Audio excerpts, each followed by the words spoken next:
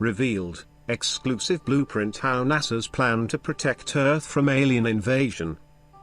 The Alien Protection Plan. It's natural to worry about contamination from aliens, but who worries about sheltering them from us?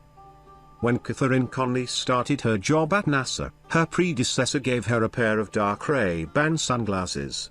It's only fitting. Conley is a real-life version of the famously shaded title characters in the 1997 movie Men in Black.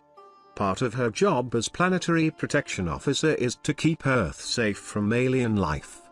But, as far as we know, Earthlings are the ones regularly hopping around the solar system, so most of her job is to protect aliens from the human race.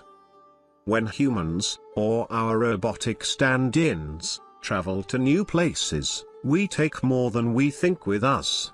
It's nothing new. Biological stowaways have been hitching rides on terrestrial voyages for centuries. Christopher Columbus' trip to North America brought deadly diseases that wrought havoc on the Native Americans. In the 1800s, British rabbits were released into the wild in Australia, and they've been a multi-million-dollar nuisance to farmers ever since. And the winding, climbing kudzu plant, native to Japan, chokes other plants in the southern United States. We have enough experience on Earth to know that unexpected things can happen, Conley says. With the launch of the Russian satellite Sputnik in 1957, and the promise of traveling into outer space, came the realization that if anything were growing out there, our arrival might upset its biology. A space-age species invasion could damage not just alien organisms, but also the opportunity to study them properly. Most benignly, spacecraft stowaways could make for a tough sorting game. Is this creature an Earthling or Martian? Or be mistakenly identified altogether? Worse, Earth organisms could infect or kill the alien ones that we went through so much trouble to visit. In 1958, the International Council for Science formed the Committee on Space Research, COSPAR, whose objectives include protecting other planets from accidental invasion by us, plus whatever tagged along with us. Today, each major space agency has a scientist assigned to look out for the well-being of potential alien life. Conley is NASA's. Get a space life. Being a champion of aliens' rights wasn't exactly the career Conley planned for, even though she'd always felt a connection to space. Her mathematician father, a consultant for NASA, actually had her run in circles in the backyard with her brother to help map orbits. In college in the 1980s, Conley briefly studied physics, but was soon lured away by a fascination with the living world. Meanwhile, space exploration continued, with its own biological focus. The Viking landers arrived on the Red Planet in 1976. Martian fever was at its peak, and hopes for finding life forms were high, as was concern that we might destroy or overprint them, erasing any record of their origin. A full 10% of the Viking mission's cost went to making sure the lander didn't bring any stowaways. Every component was baked in an oven at a few hundred degrees Fahrenheit, assembled in a clean room and shipped to the launch pad in a bioshield. The Viking probe's cleaning was largely in vain. They arrived on the planet and reported that Mars is not overgrown with life. Instead, it turned out to be harsh and hostile. But that doesn't mean you can count life out.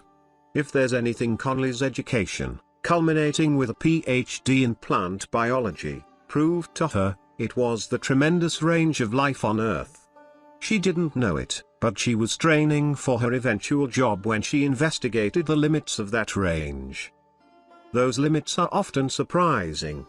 Her postdoctoral work, on the proteins used in movement, brought Conley to the NASA Ames Research Center in California, where she designed an experiment for Space Shuttle Columbia, studying how tiny worms called nematodes adapt to zero gravity while in orbit. Unfortunately, it was not to be, since Columbia disintegrated while re-entering the atmosphere in 2003. But Conley learned that her worms survived the disaster. Amid the tragedy, she saw firsthand that life can endure in unexpected ways. The experience made her uniquely qualified for her future job, she says. In 2006, she arrived at NASA's DC headquarters to spend a year with then Planetary Protection Officer John Rummel to learn the administrative side of astrobiology work, how to plan and oversee elaborate projects and allot research money. But shortly after she arrived, Rummel was promoted to senior scientist for astrobiology. This left me more or less holding the bag for planetary protection, and so I stayed on, Conley says. It's a job that's big and important, even kind of glamorous, but it takes a fairly unusual combination of skills, she explains. From her office in Washington, Conley now delegates funding to planetary protection projects, worries over COSPAR regulations, develops policy and has a hand in every single piece of equipment that NASA launches toward a planet or asteroid. Sometimes, protecting the aliens is easy. Anything headed to a place too cold for Earth life to wiggle its molecules around, such as Saturn's cratered moon, Gin, has virtually no COSPAR requirements to clear.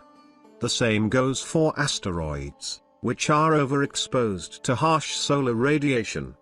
But Mars, despite Viking's assessment, still hints at life. Scientists imagine a possible world of microbes, squirming around, waiting to be discovered. Conley's biggest concern is that Earth life could ruin any opportunity to learn about such creatures. We need to protect those potential Martians, but doing it right costs money. Thoroughly cleaning the latest Mars rover, Curiosity, cost $10 million. The mission total was $2 billion. To Conley, of course, it's a worthwhile bargain. Earth attacks. Not everyone agrees. In summer 2013, Cornell astrobiologist Alberto Fern wrote an editorial in Nature Geoscience, voicing concerns that had crystallized with Curiosity's launch. Fern thinks that without the cost of cautious planetary protection measures, NASA could do even more to search for other organisms. Unnecessarily strict standards are preventing us from finding Martians, he says. We're so worried about them that we're avoiding them altogether. Plus, the whole issue of sterilizing our probes is moot. We know for sure that we have already brought microorganisms to Mars, Fern explains. Despite Conley's efforts, clean room swabbing revealed some 150,000 heat-resistant microbes hitched a ride on Curiosity, a relatively small number, but still greater than zero. Most were probably killed en route to the Red Planet. But, given that some survive, what is likely to happen from that point on? Asks Andrew Schwager, a University of Florida biologist who gets funding from Conley. Schwager tests how well Earth microbes survive in Martian conditions. The single-celled organism Serratia liquefacens turns out to be spectacularly hardy, surviving in the harshest of environments. Weirdly, it's also very common. It's been spotted in ponds, on plants, even everyday cheese. It could be in your mouth right now, and, dead or alive, it has certainly hitched rides to Mars. If it made the trip, all it needs to survive is some water and some form of protection from the harsh ultraviolet sunlight, an umbrella and a cold drink, as Conley puts it. It's harmless for us, but liquefactions could be bad news for any native species. Still, exploration is about pushing the limits, right? Someday, humans will go to Mars, and you can't sterilize a human, Fern argues. We're so intertwined with microbes that biology writer Ed Yong describes himself as trillions of microbes in a human-shaped sack. But even so, Conley says, we can take precautions. For now, she does a lot of traveling here on Earth, visiting other NASA labs or one of her international counterparts. When she tells her plane seatmates what she does, some understand. Some express interest or approval. Others worry that regulations might get in the way of doing science. And the rest. About 10% of people are gung-ho manifest destiny, she says. We're supposed to be able to go wherever we want, without caution, and to heck with the native species. to Conley, "That's as unnerving as any multi-eyed CGI alien Hollywood could dream up. We explore other planets not just to add pins to a map, but to understand what else nature is capable of. What's the point of searching out alien life if you bring your own?" Thanks, and don't forget to hit the like and subscribe.